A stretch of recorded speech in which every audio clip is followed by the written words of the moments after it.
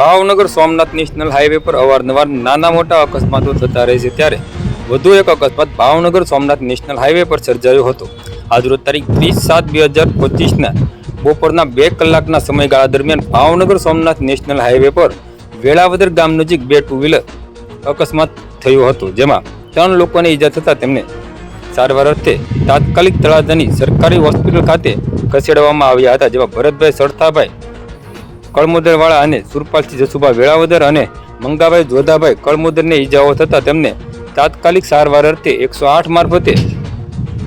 તેમજ પ્રાઇવેટ કારમાં તળાજાની સરકારી હોસ્પિટલ ખાતે ખસેડવામાં આવ્યા હતા.